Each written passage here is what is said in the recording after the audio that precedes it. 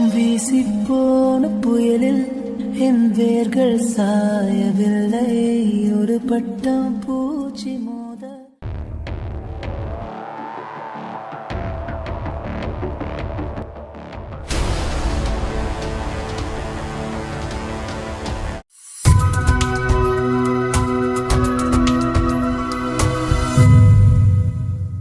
നൃത്തകലാകാരിയായിട്ടുള്ള social media influencer ആയിട്ടുള്ള കൃഷ്ണപ്രിയ എന്ന BubluG8 official എന്നുള്ള ഇൻസ്റ്റാഗ്രാം ID ഉപയോഗിക്കുന്ന യുവതിയുടെ ആത്മഹത്യ വലിയ രീതിയിൽ ഞെട്ടലുണ്ടാക്കുന്ന ഒരു കാര്യമായിരുന്നു. കാരണം ഒരു അധ്യാപികയായിട്ടുള്ള നൃത്തകലാകാരിയായിട്ടുള്ള ഒരാൾ എന്തിനാണ് പെട്ടെന്ന് ഒരു ആത്മഹത്യ ചെയ്തത് എന്നുള്ള ഒരു വലിയ ചോദ്യമുണ്ടായിരുന്നു.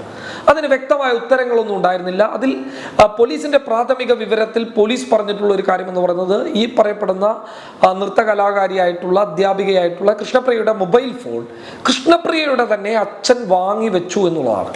ആ ഫോൺ അവൾക്ക് നൽകിയില്ല എന്നുള്ളതാണ് പോലീസ് പ്രാഥമികമായിട്ട് കണ്ടെത്തിയത്. എന്നാൽ നിലവിൽ ലഭിക്കുന്ന വിവരങ്ങളൊന്നും അത്ര സുഖകരമായിട്ടുള്ളതല്ല എന്നുള്ളത് തന്നെയാണ്. അതായത് ഈ കേസുമായി ബന്ധപ്പെട്ട് കുറച്ചും കൂടി അന്വേഷണം ശക്തമാക്കേണ്ടതുണ്ട് എന്ന് തെളിയിക്കുന്ന വളരെ വ്യക്തമായിട്ടുള്ള ചില ഡീറ്റെയിലുകൾ അതിലെടുത്തു പറയേണ്ടത്, ഈ BubluG8 ഒഫീഷ്യൽ എന്ന് പറയുന്ന അക്കൗണ്ടിൽ നിന്ന് മറ്റൊരു അക്കൗണ്ടിലേക്ക് EKM വിനീത എന്ന് പറയുന്ന ഒരു അക്കൗണ്ട്, ഈ അക്കൗണ്ട് പരിശോധിച്ച് നോക്കുമ്പോൾ ആ അക്കൗണ്ട് പോകുന്നത് ഒരു വ്യക്തിയിലേക്കാണ്, ഒരു പുരുഷനിലേക്കാണ്. എന്നാൽ പോലും ആ രണ്ട് അക്കൗണ്ടും ഫേക്കാണ് എന്നുള്ളതാണ് വ്യക്തമായി മനസ്സിലാക്കാൻ വേണ്ടി സാധിക്കുന്നത്.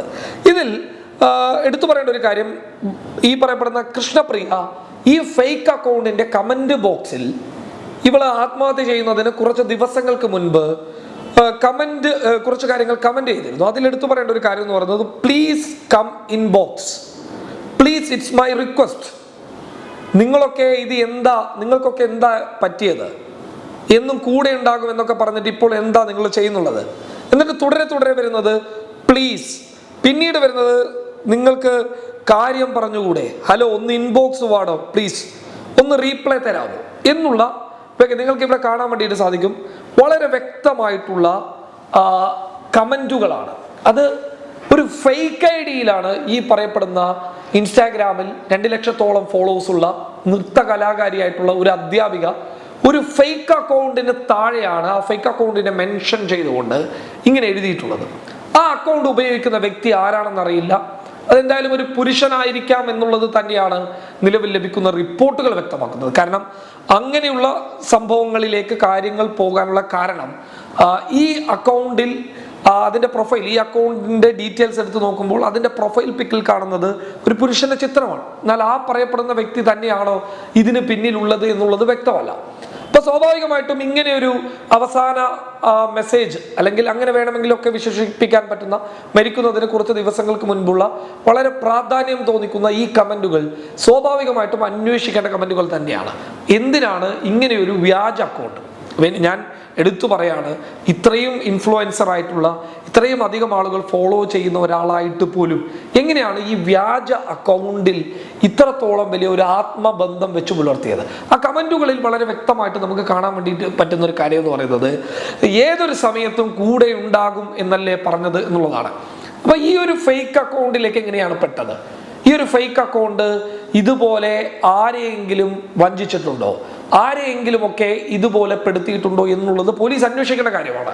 കാരണം പോലീസ് വിശദമായ ഒരു അന്വേഷണത്തിലേക്ക് പോകണം. ആരാണ് ഇതിന് പിന്നിൽ, ആരാണ് ഈ ID ഉപയോഗിക്കുന്നത്? അപ്പോൾ പോലീസുമായി ബന്ധപ്പെട്ടു. അപ്പൊ സ്വാഭാവികമായിട്ടും ഈ കേസ് അന്വേഷിക്കുന്ന അന്വേഷണ ഉദ്യോഗസ്ഥനെ വിളിച്ചു. അപ്പൊ അന്വേഷണ ഉദ്യോഗസ്ഥൻ എന്നോട് പറഞ്ഞിട്ടുള്ള ഒരു കാര്യം എന്ന് പറയുന്നത്, അച്ഛന്റെ മൊഴി എന്ന് പറഞ്ഞാൽ ഞങ്ങൾ ഫോൺ ബലമായി വാങ്ങിയിരുന്നു. കാരണം ഫോൺ ഉപയോഗിക്കണ്ട, കാരണം ഈ ഫോണിലൂടെയുള്ള കോണ്ടാക്റ്റുകൾ വഴി വലിയ രീതിയിലുള്ള പ്രശ്നങ്ങൾ ഈ പറയപ്പെടുന്ന യുവതിയുടെ ജീവിതത്തിൽ, യുവതിയുടെയും ഭർത്താവിൻ്റെയും ഭർത്തൃ വീട്ടുകാരുടെയും ഒക്കെ, അവരൊക്കെ ഒന്നിച്ച് താമസിക്കുന്നത് കൊണ്ട് തന്നെ അവർക്കിടയിൽ ഒരു വലിയ പ്രശ്നങ്ങൾ ഉണ്ടായിരുന്നു എന്നുള്ളതാണ്. ഈ കോണ്ടാക്റ്റുകൾ ഭർത്താവിന് അത്ര ഇഷ്ടമായിരുന്നില്ല എന്നുള്ള ഒരു വലിയ പരാതിയുണ്ട്. എന്നാൽ ഭർത്താവിനെ കുറിച്ചിട്ട് ഈ കേസുമായി ബന്ധപ്പെട്ടിട്ട് യാതൊരു തരത്തിലുള്ള ആരോപണങ്ങളില്ല. എന്നാൽ ഈ വിഷയങ്ങളിൽ ഭർത്താവ് ഇത്തരത്തിലുള്ള കോണ്ടാക്റ്റുകൾ, ഇങ്ങനെ നിരന്തരമുള്ള കുറെ ആളുകളുമായിട്ടുള്ള കോണ്ടാക്റ്റുകളെ എതിർത്തിരുന്നു എന്നുള്ളതാണ് ലഭിക്കുന്ന റിപ്പോർട്ടുകളിൽ എടുത്തു പറയേണ്ട ഒരു കാര്യം. അങ്ങനെ ഇരിക്കുമ്പോഴാണ് ഈ പറയപ്പെടുന്ന കൃഷ്ണപ്രിയ ഇങ്ങനെ ഒരു അക്കൗണ്ടിലേക്ക് മെസ്സേജ് അയച്ചത് കാണാൻ വേണ്ടി സാധിക്കുന്നത്. അങ്ങനെ ഞാൻ പോലീസിനെ വിളിച്ചു. അപ്പോൾ പോലീസ് പറയുന്ന ഒരു കാര്യം എന്ന് പറയുന്നത്, ഞങ്ങൾ മെറ്റെക്, അതായത് ഇൻസ്റ്റാഗ്രാമിൻ്റെയും ഫേസ്ബുക്കിൻ്റെയും ഒക്കെ അതിൻ്റെ കമ്പനി ആയിട്ടുള്ള മെറ്റെക്, ഞങ്ങൾ ഈ അക്കൗണ്ടിനെ കുറിച്ചും മറ്റുള്ള ഒരുപാട്, കേവലം ഈ ഒരു അക്കൗണ്ട് അല്ല, ഇത് കൂടാതെയുള്ള മറ്റൊരുപാട് അക്കൗണ്ടുകളുണ്ട്, ആ അക്കൗണ്ടിൻ്റെ വിവരങ്ങൾ എടുക്കാൻ വേണ്ടിയിട്ട് മെറ്റെക് കൈമാറിയിട്ടുണ്ട് എന്നുള്ളതാണ്.